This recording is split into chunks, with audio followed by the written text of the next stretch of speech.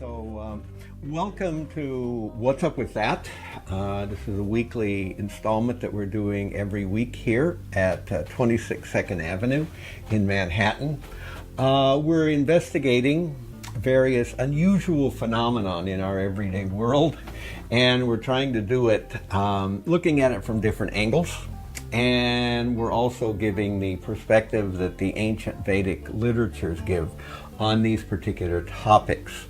So there'll be many different topics, but the first set of topics we've been working on is called reincarnation. What is it? How does it work? What's the history of it? How it interfaces with various religions, and also some details about people who are researching it, people who have had various experiences that actually indicate a past life and how that's been researched. And we're going to also look at, from a philosophical point of view, and other kinds of, in various kinds of phenomenon that overlap on reincarnation. So if you are living in the New York area, then please come down and see us here at 26 2nd Avenue. This particular presentation will be taking place every Thursday, starting at 7 o'clock and going till about 8:30 or so. So if you live in the New York area, you can check us out. And we'll be available on YouTube on Krishna Was Up channel. So that's the channel that you'll be able to see us on. And eventually there'll be a website too, but I haven't quite gotten that far. So that's what I'm planning to do as things roll along here. So stick with us and see where you want to take and bite in. So next week, by the way, we'll be discussing the concept of reincarnation from another interesting angle. We're going to talk about the Vedic explanation of exactly the mechanics of how it works. So we've talked about, our first presentation was an explanation of reincarnation, various evidences that make us think that reincarnation is a plausible and even a reasonable idea. The second session that we did of reincarnation, we talked about various researchers that are investigating reincarnation from a scientific academic point of view. So it's not just some kind of tinfoil hat thing that people see on the internet and has no basis in anybody's scientific research. So we talked about that last week. This week we're going to discuss the history of reincarnation, how reincarnation has played out in history, particularly, of course, the major influence was various religions, so we'll be talking about that. We're going to start off with a video clip that's actually taken from another ISKCON site. And this will give us a little bit of an overview, and then I'm going to roll on into explaining a little bit more about the history of reincarnation in general. So let's roll it.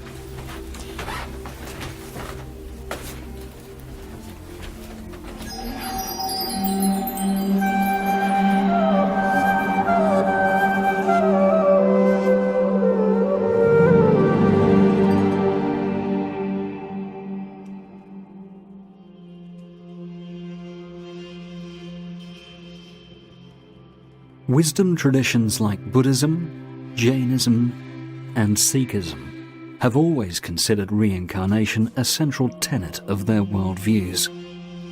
Many followers of the three Semitic religions, Judaism, Christianity, and Islam, consider reincarnation a heretical belief, contrary to their faith.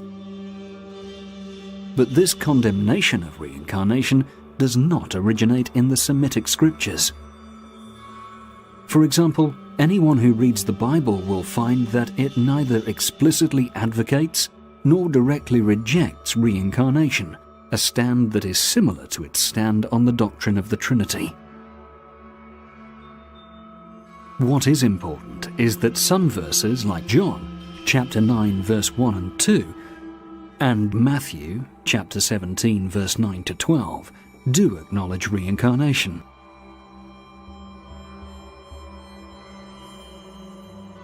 Many of the early church fathers accepted reincarnation.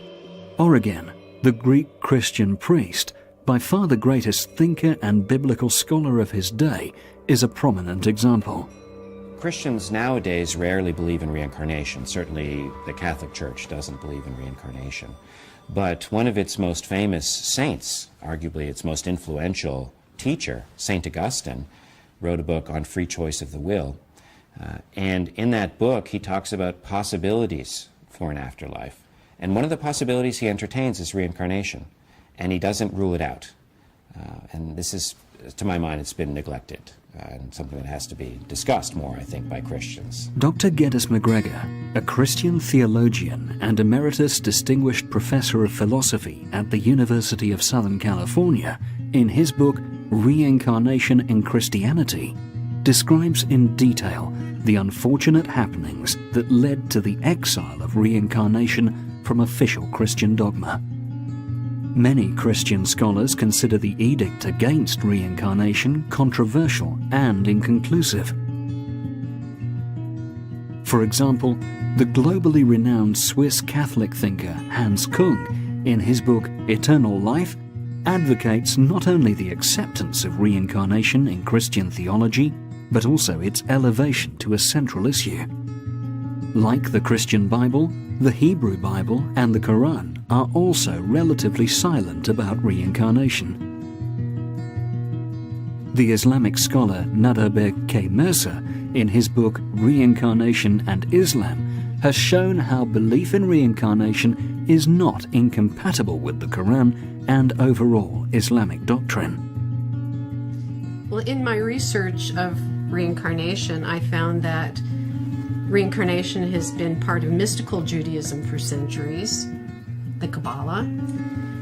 It was part of early Christianity, and the Roman Church did a pretty good job of eradicating the belief in the West.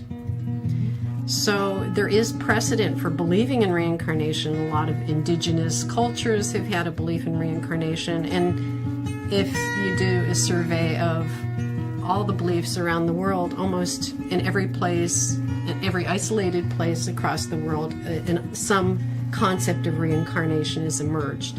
It's just as natural as watching the cycles in nature. And people have known this forever.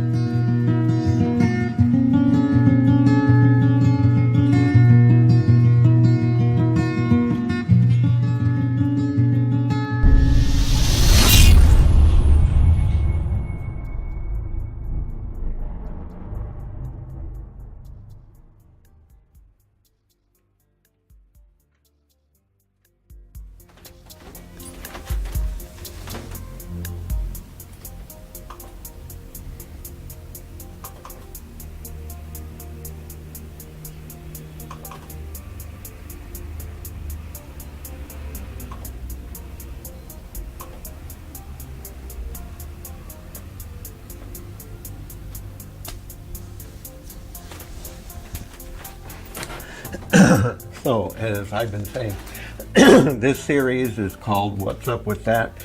Reincarnation, the Cycle of Birth and Death. And we'll be discussing, as I've been talking about, various aspects of the concept of reincarnation. It's a fascinating subject, and personally, I like to explain that without knowledge of reincarnation, a lot of what goes on in the world makes absolutely no sense at all. And this is why religions who have some issue with reincarnation are religions that have trouble explaining the realities of life in any reasonable way. And worse, they have trouble explaining a God that is compassionate and makes sense.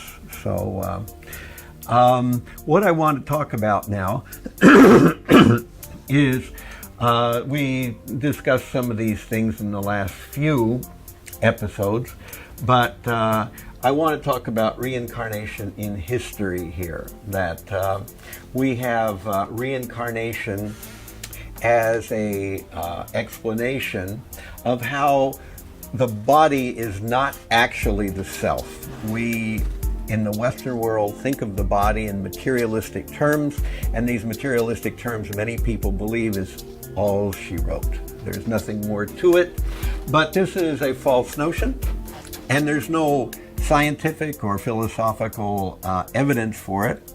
But when we get down to this level of trying to understand the world around us, we begin to see that we're dealing with things that have no absolute proof. So let's take a look at the concept of reincarnation now from a much older philosophical perspective. Of course, we know that in India, reincarnation has been discussed and taught since forever. If we look at the Vedic literatures, they discuss the concept of reincarnation.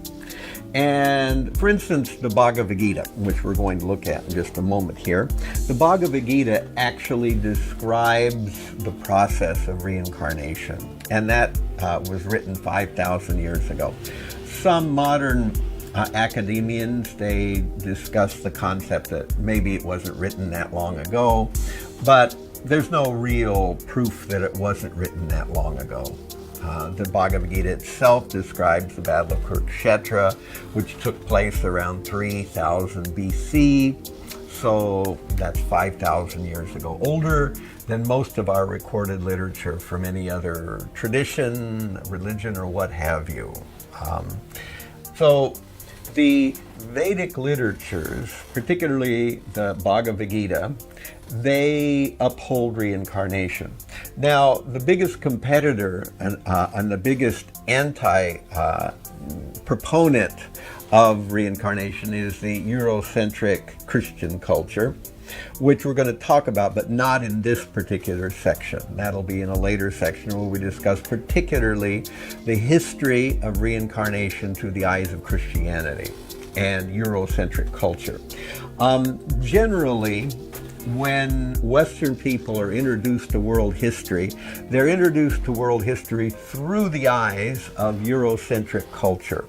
In other words, we hear about the Greeks, and then we hear about the Romans, maybe we hear a little bit about the Egyptians, possibly a little smidgen about the Mesopotamians before them. But ultimately, that's how we're introduced to how things happen in the world. What was going on in India and China and many of these other countries way antecedes this whole thing. Even Egyptian culture is much older.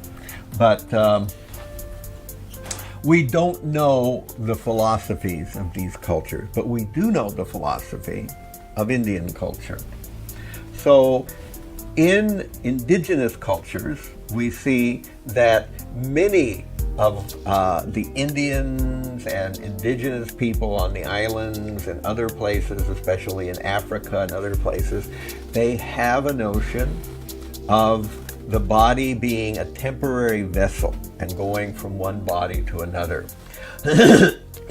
Actually, even in Semitic cultures, there is a knowledge of reincarnation. And in the Middle Eastern cultures, pre-Islam, there is also a understanding of reincarnation.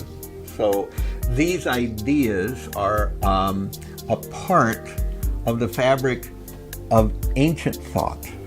They're not something that happened recently. Someone didn't come up with the idea. The idea of reincarnation has been around all along. So why did it actually become rejected? Of course, that's a story in itself, and it has mostly to do with the early Christian church and its battle against reincarnation. So let's take a look first, now that we've seen a little bit about the world here. Just understand that there was a time when the largest portion or the largest percentage of the world actually believed in reincarnation. Then there was a time when Eurocentric culture kind of deviated from that and became a component or an opponent to reincarnation. So these are some synonyms for the word reincarnation. You may see these at sometimes. Reincarnation is, of course, the main word. Metempsychosis is sometimes used. Some philosophical writers use this word, metempsychosis, which means to, by the way, reincarnation comes from re, again, in, to go into. Karna means flesh. Ation is the process of it. So, to go into the flesh. Metempsychosis also breaks down in a similar way. Meta means beyond or aside. Psychos is the mind, the process of mind going from one place to another. Transmigration, again, the same kind of thing. Trans, through, migrate, to move. So we're moving through various things. Sometimes we call reincarnation reappearance of a certain person or so-and-so. The reappearance of, John the Baptist, as we hear about in the Bible. These are kinds of things that we hear, and these relate to the concept of reincarnation. We also have samsara. That's the Sanskrit term for the entire process of going from one body to another, to another, to another. The body is a temporary vessel. It's made of material energy. In the next session, we're going to talk about exactly how the body goes from how the soul goes from one body to another. That's in the next session coming up next week. And we're going to talk about changing bodies. Of course, here we see a painting which describes a verse in Bhagavad Gita, in the second chapter of Bhagavad Gita, verse 22. We're going to take a look at that verse among one other besides. So this is the first verse I want to put our consciousness on, or our focus on. This is a very famous verse. Dehino sminyata dehe komaram yovanam jara tata dehantara praptir direstatra namohyati. As the embodied soul continually passes in one body from boyhood to youth to old age, the soul similarly passes into another body at death. The self-realized soul is not bewildered by such a change. Just try to focus on what this verse is saying. Krishna is speaking to Arjuna. Krishna is a name for God. And Krishna came down to this planet, to this plane of material existence 5,000 years ago. And just before an incredibly large and long, difficult battle, the Battle of Kurukshetra, he in about an hour, Krishna in about an hour, half an hour, spoke about 700 verses to Arjuna, who was about to take part in the battle, but then Arjuna felt the battle should not be fought. So Krishna explained many things philosophical to Arjuna, and then Arjuna agreed to continue with the battle. And so this is the very beginning. This is the second chapter. The Bhagavad Gita has 18 chapters. This is chapter 2, and this is verse 13 of chapter 2. So as a soul in a body, so an embodied soul goes from one body to another, we see there's a similarity that the soul is also traveling from one body to another even before death. Just understand that mostly even science tells us that the body is replicating all the cells inside the body. Every cell is dying, being sloughed off, and a new cell is growing in its place, and we are being completely renovated. There is no cell left from the time where we were born, and we practically see. If you get out one of those family books that are so embarrassing that people have lying around, you can see a picture of you when you were a baby, doing some idiotic thing or whatever it was, making some face or pooping in your pants or something like that. And we see this kind of thing and we think, one time I looked like that. But I look in the mirror, I don't look like that at all. I must be at least 4 or 5 times the size and maybe 10 times the mass that I had back then. So the little baby body, where did it go? Cell by cell, that baby body atom by atom, molecule by molecule, that baby body is completely gone. You have a different body. You have already changed bodies. And some say that every 7 years the body changes, and some say it's a little more frequent than that, or even some say it's a little less frequent than that. But at any rate, something like that. So if one is 70 years old, and one has changed bodies already 10 times. And we're going to do it again, but we'll do it in a wholesale, sudden way, and that wholesale, sudden way is called death. And so, as even in this body, we're changing bodies as the body itself is replicating its internal organs. So at death, we will also change. So this is Vedic philosophy explaining reincarnation. Of course, the entire second chapter discusses the concept of reincarnation. And then we hear more about the whole process of bhakti. I apologize that, I'm talking with kind of a little bit of a lisp tonight because my mouth is getting restructured, and I had a bad overbite, so I've got new braces, and it's kind of hard to work with. So it should be over with in about a month or two. We're hoping things go as we have planned. So anyway, let's move on to the next verse here. Vishamshi jirnani yata vihaya navani granante naroparani tatasharirani vihaya jirnani anyani samyanti navani dehi. Now there's a real tongue twister. If you can say that very fast, about 5 times in a row, you should get some kind of prize. There's something about the way that these words are very similar, but just slightly different, makes this really hard to say. Visamshi jirnani yata vihaya navani grananti naroparani tata sharirani vihaya jirnani anyani samyati navani dehi. As a person puts on new garments, giving up the old ones, so the soul similarly accepts new material bodies, giving up the old and useless ones. So we see here a person putting on new clothes. This is the nature of the body. It is like a garment. It is like a garment. So the body is like clothes. We put them on, and when they get old, we get rid of them. So similarly, the body, like an old suit, like an old dress, will eventually wear out. We have to chuck it, and we get a new one, and that's called birth. So in this way, we begin to understand that the body is temporary, the soul is not. And now let's look from another perspective, Buddhist philosophy.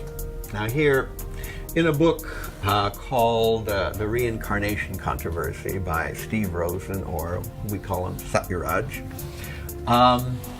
this is the heading on the Buddhist philosophical view. Buddhism also believes in reincarnation. However, we have to be careful because the Buddhist tradition does not have the same conception of reincarnation as the Vedic tradition that we come from, the Vaishnava tradition. Here we have a traditional poem. The books say, well, each one's life, the outcome of his former living is.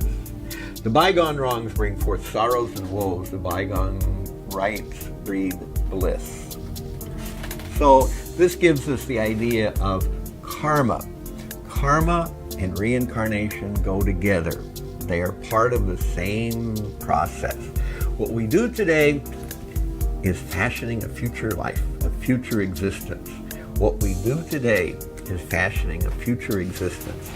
We need to understand that. And then we start to think even a little bit further on, which I will not talk about today. Well, if we're just rotating again and again, taking body after body, what's up with that? Do we just keep doing that forever? And the answer is no. Actually, an intelligent person will want to break out of this cycle. And what's outside, we'll talk about it at another time. I just try to keep everything to a narrow sort of perspective so that we can go through this in a systematic way. Again, Buddhist philosophy, they do not believe in a soul, which is interesting. We have Christianity who believe in souls but don't believe in reincarnation. We have Buddhists who believe in reincarnation but don't believe in souls. So it's kind of interesting the way that works. Not all Buddhists, but in general, that's the way it's talked about, that something reincarnates, and we ask what that something is, we get a very complicated, complex answer. And in such a complicated, complex answer, then it's not always clear what we're really talking about. They say that some kind of attitude or something perseveres through to another birth, and they too want to end the cycle. So there's a similarity, yet a difference. Both Buddhists, because Buddhism, kind of like Christianity, grew out of the Semitic or the Testament of the Torah tradition. So similarly, Buddhism grew out of the Vedic tradition. But there are some similarities and some striking differences. So, of course, we will not go more deeply than that right now, but perhaps we'll touch some of these issues as time goes forward. So let's now look at Judaic philosophy, particularly in the with the Sufis and with the Kabbalists. We have some indication of this idea of the soul going from one body to another, trying to learn some kind of lesson. And so here we have from the Zohar, the soul must re-enter the Absolute from whence they have emerged. The souls must re-enter the Absolute from whence they have emerged. But accomplish this end, they must develop the perfections, the germ of which is planted in them. And if they have not developed these traits in this one life, they must commence another, a third, and so forth. They must do on like this until they acquire the condition that allows them to associate again with God. So many people from the Jewish tradition do not believe in reincarnation, but many as well do. And there are many famous rabbis and other important figures in the Judaic tradition who accept the concept of reincarnation, do not find it antithetical to the Jewish tradition. Again, we see that so far we've talked about the Vedic tradition, we've talked about the Buddhist tradition, and now the Judaic tradition, and we see these three don't have that much of an important rift with the concept of reincarnation. But now, when we get into Christian philosophy, we discover that even early Christians were divided on the concept of reincarnation. We're looking at this person, Origenus Adamantus. It was his Latin name. We usually refer to him as Origen. He lived about 185 to 254 AD. So he came after Jesus, about almost 2 centuries. And he was one of very important teachers in Christianity. And he certainly believed in reincarnation. So here's what he writes. If it can be shown that an incorporeal and reasonable being has life in itself independently of the body, and that it is worse off in the body than out of it, then beyond a doubt bodies are only of secondary importance and arise from time to time, meeting various conditions of reasonable creatures. Those who require bodies are clothed with them, and contrawise, when fallen souls have lifted themselves up to better things, their bodies are once more annihilated. Thus, they are ever vanishing and ever reappearing. So, the story, of course, goes, which we will talk about more in detail later, that Origen became a little controversial. One of the emperors really didn't like the idea that people had many times to get things right, and wanted people to be very focused on God, thinking that there was only one go. And of course, if they were focused on God, they would naturally be focused on the emperor too, because the emperor was the representative of God on the earth. So this is at least the way many people explain this. We all know that history is mystery, but at any rate, this is one explanation of how and why the process of reincarnation was gradually weeded out or removed from the teachings or the accepted dogma of the Christian tradition. So this is Christian philosophy. Islamic philosophy followed a similar path as Christianity. Generally, in Islam, people do not accept the concept of reincarnation, except the Sufis. They accept the concept of reincarnation.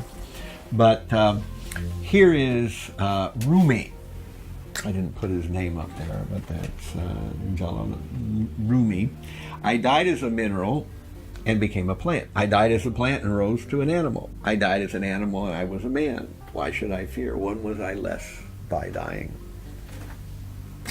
So many people in all these traditions have not rejected the concept of reincarnation. Therefore, we begin to understand that reincarnation is not some kind of strange thing that has never had any place in any religious context. In fact, in all the ancient traditions, it's not only there, in many cases, it's central. It's not only that it's there, but again, I say it's central to the religious understanding. So, in certain parts of the world, the concept of reincarnation has never been doubted and never left. Other parts of the world, it was known and then sort of forgotten. In other parts of the world, it was known but actually actively eradicated. It was removed, it was preached against, and people who believed it or said it were considered heretics, and they were in a very difficult situation.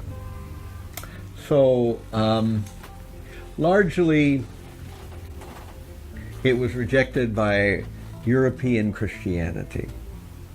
As European Christianity won the world by its political influence and by its cultural influence, reincarnation was pushed out of the way. It was taught that it was a wrong idea. And later, we have an overlay that it was not a heretical idea, but now we have philosophers and scientists coming and saying, well, not only is it, we don't care about heresies, but it's also, they said, a very irrational idea. Why was it irrational? Because they say that there is no such thing as a soul.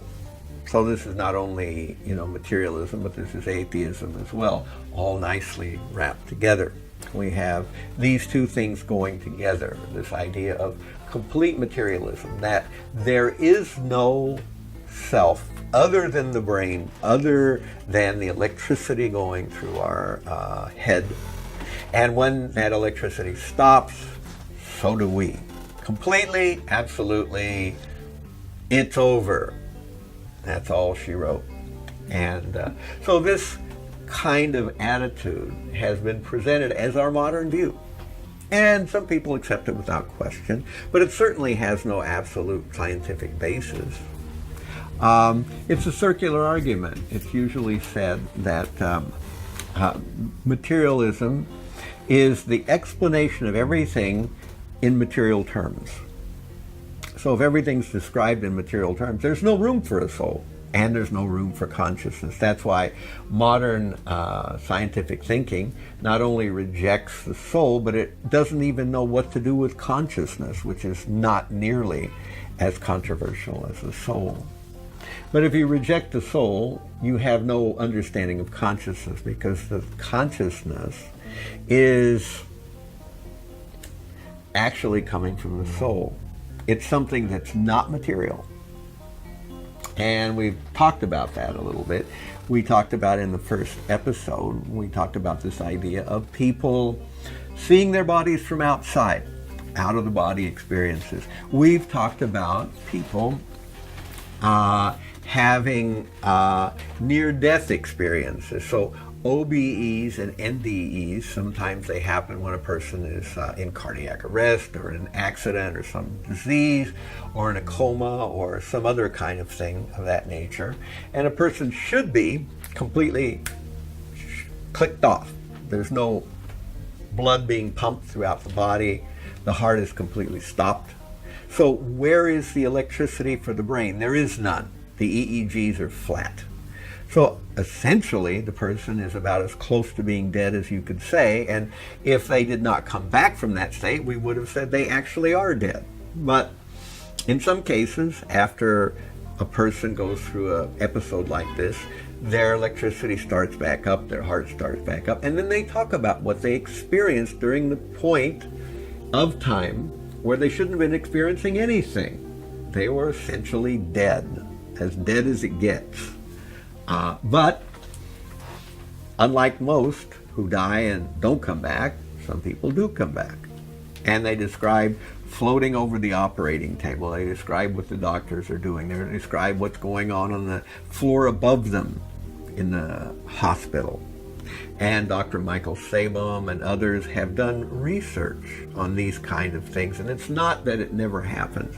So as we were discussing in our first episode, these are evidences that there is something to reincarnation. There is something to the self that does not depend on the body. Otherwise, if the body is completely shut down, there would be no possibility. And of course, I know there are certain types that say it's some kind of hallucination. But how do you hallucinate veridical things that actually can be later on corroborated from hospital personnel? So, pretty good hallucination as far as I can tell. Any rate, over time, first by a very narrow religious view, and then later by a totally materialistic view, reincarnation has been stepped on, smashed, pushed out of the way, buried, forgotten, ridiculed, you name it, but it won't go away because it's real.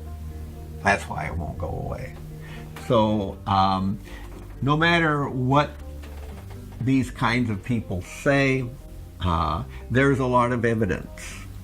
And without reincarnation, one cannot answer various important questions.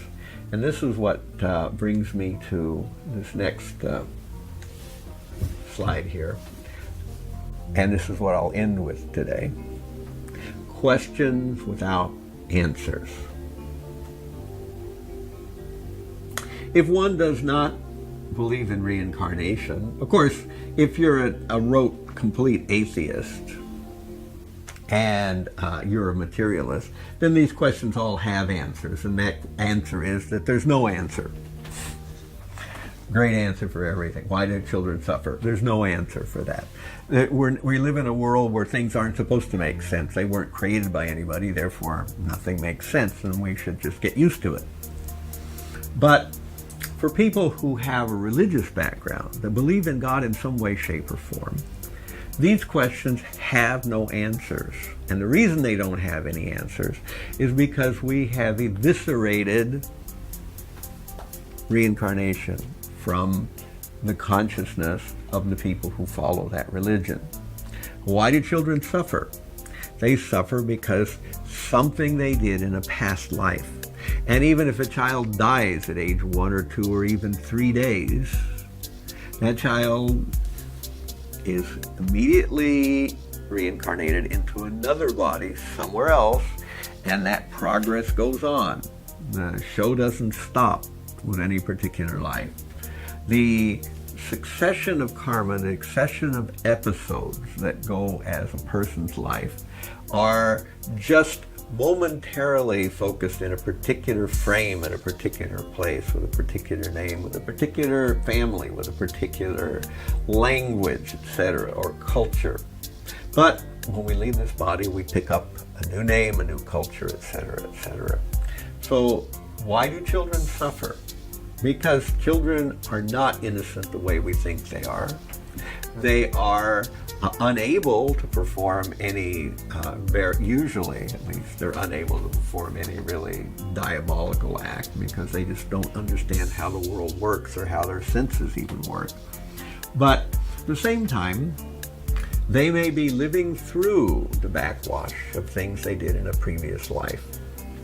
Why do people remember past lives? What is going on?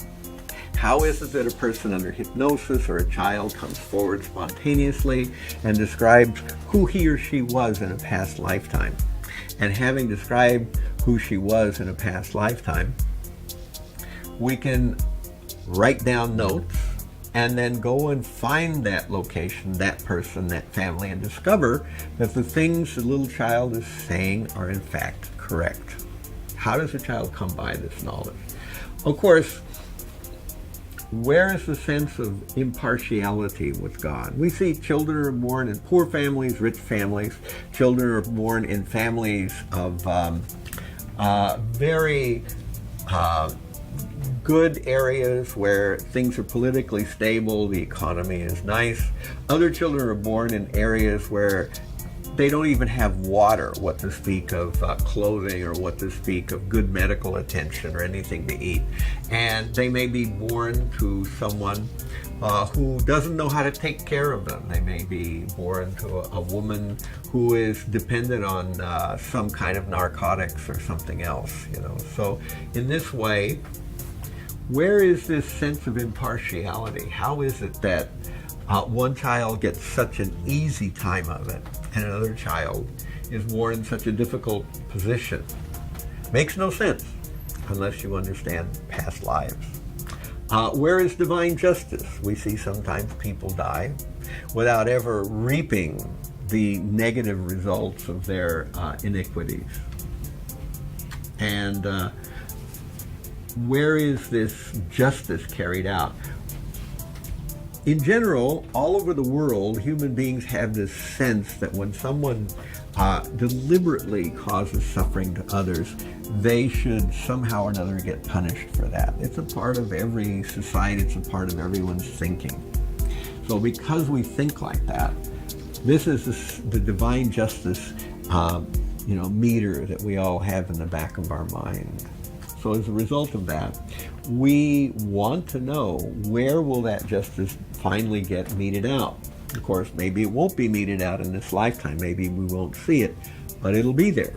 Unless a person does some purificatory activity that actually pulls them out of their karma that they've got coming their way. What are animals? That's another question. What are they? Are they just furniture in the universe? Are they some kind of matter that seems to really change a lot? According to the idea of reincarnation, we can become an animal. If we have lived a life where essentially we're acting like an animal, the next lifetime around we can actually be placed in the body of an animal. And of course, when one gets placed in an animal body, then we no longer have free will the same way we have in a human form. So it's a slow process to gradually burn off the karma in an animal body and get promoted each time, step by step, to a higher level of consciousness till we come back to the human consciousness. So that's what animals are.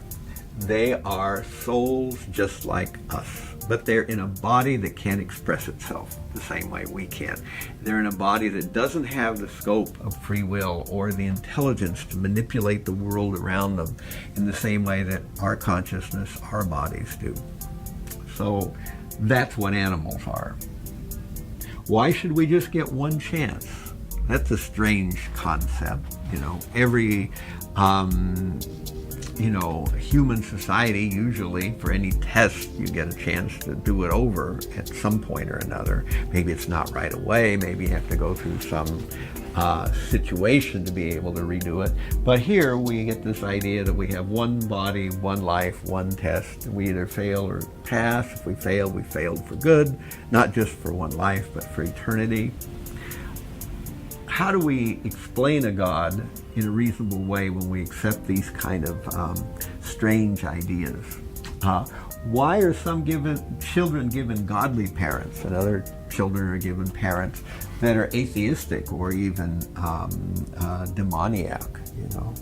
It's not that every child is born into a religious family. Christians should think, why are children born into Muslim families? No, I'm not saying that Muslims are demoniac or anything like that. I'm just saying that you can be born into a different family of a different religion. So if you're born in a family of a different religion, then what's up with that? Of course, we do see sometimes, occasionally, a Muslim becomes a Christian or a Christian becomes a Muslim. That kind of thing does happen, but doesn't happen in any big numbers. And so it's reasonable to think that most of the people that are born in Muslim families, if they're going to have a religion, it's going to be Islam. Most of the people born in Christian families, if they're going to have a religion, it's going to be Christianity. In the same way with Hindus or Jains or people who believe various other religions. So, generally speaking, the child takes after the religion of the family, of the parents. Sometimes the child changes. That can happen. It happened with me. But most of the time it doesn't happen. So, why does God set that up?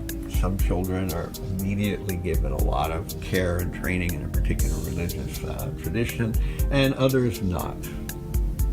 Then, of course, we have a lot of practical problems, like if we're resurrected, if the body has to be recombined to go into heaven or whatever it may be, then, some people don't have such a good body. Do we at least get a chance to get a fully functional one? Say if we were born with some handicap, do we at least get a fully functional one before we go to heaven? We presume that, but this is the idea that we are the body, which we are not. We never were the body, and we have so many bodies. So we are not the body at all. That's the teachings of the actual Vedas. So we need to know what the soul exactly is, which we don't know in most spiritual traditions. And certainly we don't know if we are in a very materialistic tradition. In that case, we don't even believe there is a soul.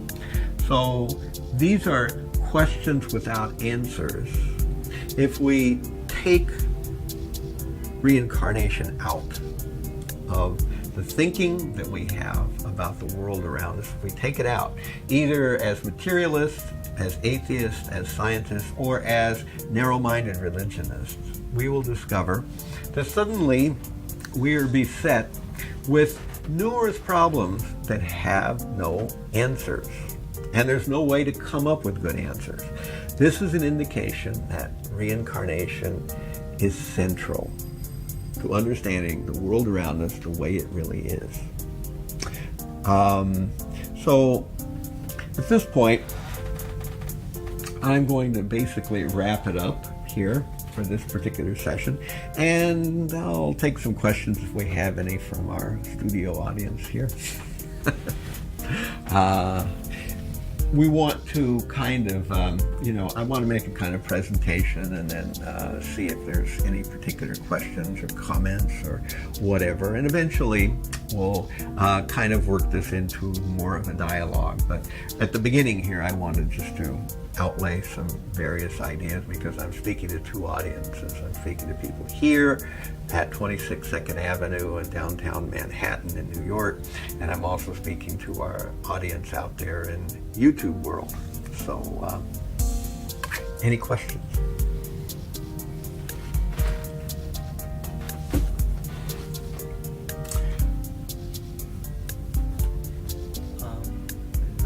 Can you do me a favor? There is a microphone there. It won't amplify you, but when we go for the YouTube version, they'll be able to hear what you're saying. Sure. So, I just have, it's not like a question, but it is sort of a concept that I recently read, which says that, when a soul moves from one body to the other body, so the samskaras of the previous body will actually show in the present life. Like a person in the present life, he, even if he's not aware of that kind of circumstances or environment, sometimes he does some kind of behavior which is basically the samskaras or impressions of the past lives. So yeah, that's what I just wanted to Well, that's the whole idea of reincarnation. That's the continuum. Generally speaking, and we're going to talk about this next week, it'll be one of the subjects, that one forgets the whole events of one's past life. There are cases where this doesn't happen, but most of the time it does. Most of the time because our lives weren't really worth remembering, and also because the transition of death is a painful and terrifying experience, and the transition of birth again is also a painful and terrifying experience.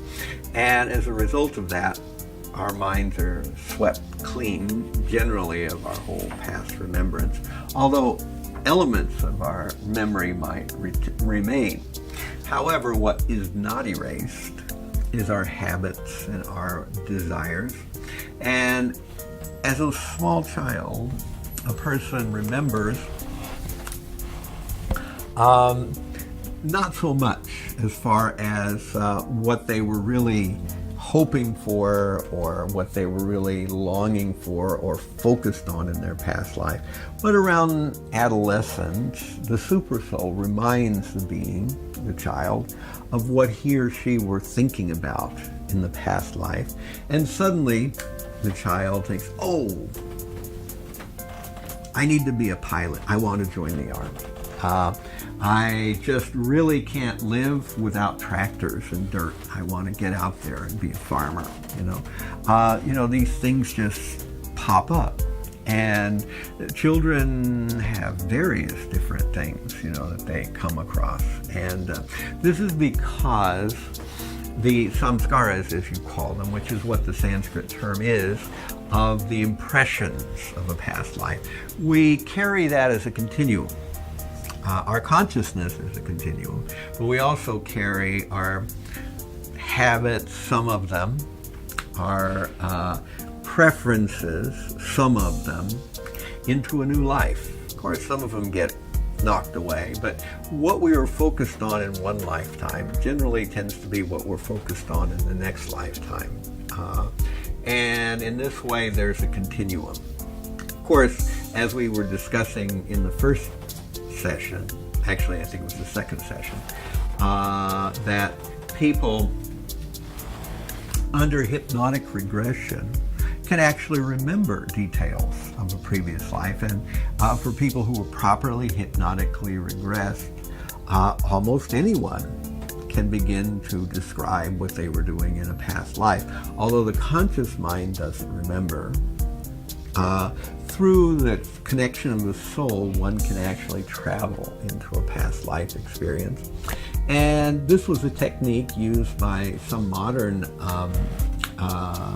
healthcare workers to bring a person to the trauma or the issue that created something that they're stumbling across over and over again in the present life. Of course, in general, we don't particularly recommend this kind of thing. The process of spiritual life is sufficient in itself to do away with all this baggage and garbage from the past. We can just do it. But yes, karma makes itself felt by the nature of the body we get, where we're born, the parents we get, the economic advantage or disadvantage we have, the education that we have or we don't have, the health that we have or we don't have, and also the physical looks that we have or we don't have. These are all gradations that are a part of the concept of karma. So persons with good karma are at one place and people with not such good karma on the other place. And of course everybody imagines that if you have good karma, all these good things, you'll be happy, but that's also not true. Happiness is something that goes beyond that. And once we have been dealt a hand of cards by karma, that doesn't mean we're stuck. Right now we're creating our future karma. So wherever we are, we can go upward. If we're down here, we can go upward. If we're up here, we can still go upward. But That's how it works. Karma and reincarnation work. There's impressions from past lives. Those impressions carry over into the present life. And one quick thing, Maharaj. So, in this series of discussions, or in this series of classes, are you also going to talk about the astral projection or astral world? Yeah, we're going to discuss that because this is one of those things that's what I call a overlapping phenomenon, as we see here that these are related phenomenons. NDEs, which is near-death experiences, OBEs, out-of-the-body experiences, hypnotic regression, mediumship, ghost phobias, child prodigies, transgender phenomenons, inaugurated, and of course, astral projection and these kind of things are all a part, and they're explained by the overall concept of karma, of the body not being the real self. The body is simply a container. And so in this way, we will discuss these things. We already have to a limited extent, but we'll go on. So in this whole series of What's Up With That, we're right now in the larger overview category of the talks about karma. But I won't just go with karma until we finish it because it's a long thing.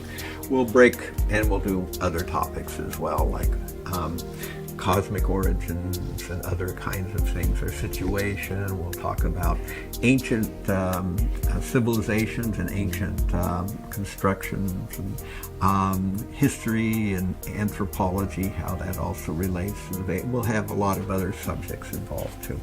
I do have a question. Yeah. One of the questions that are unanswerable is why only get one chance? Right. I think that when you look at that question from a Christian standpoint, it's a very fear-based, process that people, if they accept that, it generates a lot of fear. But by the same token, to get chance after chance after chance, is it to purify? Is it to what would be the the downside of the one question, and then another side gives a lot of room for just do whatever you want whenever you want. So, Well, the whole of the entire cosmos, the material cosmos, is set up on the free will principle. So if we want to do the wrong thing, we can do the wrong thing, and we can continue to do the wrong thing again and again and again and again and again and again, as long as we want to go. The Supreme Lord, He has everything. He wants everyone's love, but He's never going to force it. So we want to stay here and go through idiotic circumstance after idiotic circumstance. We can do it. We can blow the quiz every time. But eventually, at some point, everyone runs across somebody that says, wake up. And they think, oh yeah, why am I doing this? Once you get it, you get it. And it's hard to go back to sleep again. Although it is a struggle to wake up and actually move through a spiritually progressive life, But still, once you get it, you get it. It's hard to go back to that world where you just kind of bumped around not knowing where you were going or why you were going there, So, but if a person's determined, they can make the same mistakes over and over again. The universe doesn't mind. We can stay here as long as we like. We can make the mistakes over and over again. We can make new mistakes, but still reject the idea of trying to reconnect in a loving relationship with God. We can always reject that. And as long as we do, welcome to the earth. Welcome to the material world. We can stay here, go over and over and over and over again. And the Supreme Lord says, okay. And in one sense, no damage is ever really done because everything here is virtual. In one sense, once we're out of the body, we get a chance to start all over again. And everything is starting all over again in the material world. Nothing is permanent in it. It's all gradually being dissolved and reformed into new shapes and configurations. So we never really have any real change. So, but nothing is permanent. So it's like a virtual world, like people, for instance, in training for flights, pilot trains on a virtual cockpit, So if he crashes, it's no big deal. Of course, if you're a real plane and you crash, it's a big deal, and probably you won't walk away from it. But if you're in a virtual situation, there's no real harm done. So we may remember the pains or the difficulties or whatever we went through, but ultimately, it's like what happens when you go through a nightmare. You wake up and you're sweaty and you're in palpitations of some kind or another, but you immediately realize that, oh, I'm in my bedroom. This was all a dream. And it's the same thing. But that's not to say that causing other people pain is meaningless or all that kind of thing, because what we do, how we affect other people in the virtual reality is what comes to us. That's how karma works. So by understanding how to maneuver oneself in the material world and engage in spiritual life, we'll eventually become less impacted by our own bad activities, because whenever one performs a selfish or aggressive act against someone else, then one has to get the retribution for that. So first we stop doing that, so we're not getting so much retribution. Then we begin to understand what it is that we're really doing here, and we start to chart a completely new course in life. So that's basically how it works. Okay, thank you, Maharaj. Okay. So I think we will cap it there. Thank you to our studio audience. Again, if you happen to live in the New York City area, come down and see us here at 26 2nd Avenue, Manhattan. That's basically Houston and 2nd Ave. And we're kind of next to a big construction thing, so you might not see the spot. It's kind of a little tricky. But at any rate, we're here every Thursday from about 7 to 8:30, and this is What's Up With That. Particularly right now we're going through a session on reincarnation. Thank you very much. Hare Krishna.